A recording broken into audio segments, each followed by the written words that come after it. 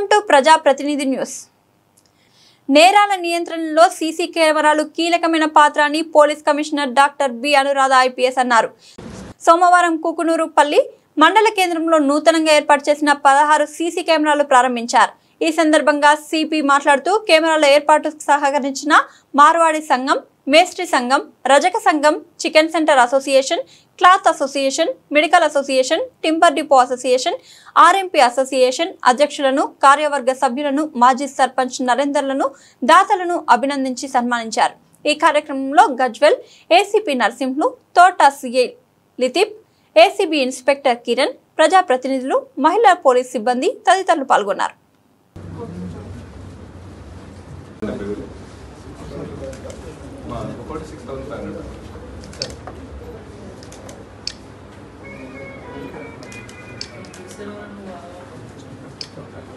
నమస్కారం.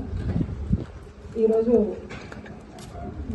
చాలా సంతోషకరమైన విషయం ఏంటంటే మన జిల్లాలో ఫస్ట్ ఈ కొత్తగా మళ్ళీ సీసీ కెమెరాలు పెట్టడం అనేది స్టార్ట్ చేస్తున్నాము. మనం ఒక 2-3 ఏళ్ల క్రితం మీరు అందరూ విని ఉంటారు, చాలా కెమెరాస్ పెట్టి అది చాలా మానిటరింగ్ చేయడం జరిగింది.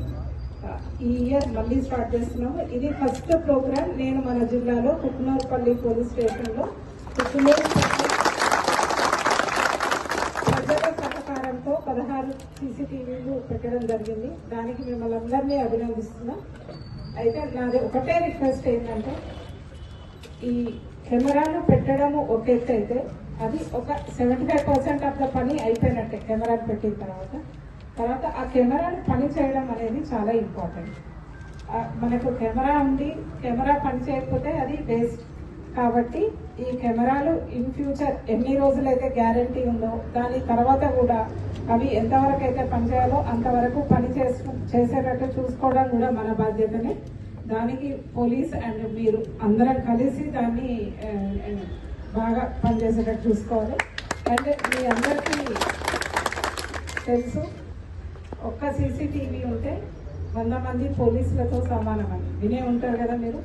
ఒక్క సీసీటీవీ ఉంటే చాలు, 100 మంది పోలీసులు చేసినంత పని ఒక్క సీసీటీవీ చేస్తుంది. నేను ఒక చిన్న ఎగ్జాంపుల్ చెప్దాం అనుకుంటున్నాను. ఈ మధ్య ఒక దొంగతనం జరిగింది ఒక పోలీస్ స్టేషన్. ఒక 10 తులాల బంగారము వాళ్ళ ఇల్లు తాళం వేసుకొని పోయిన తర్వాత డే టైంలోనే మళ్ళీ సాయంత్రం వచ్చి చూసేవరకు ఇల్లు తాళం పగలబెట్టింది.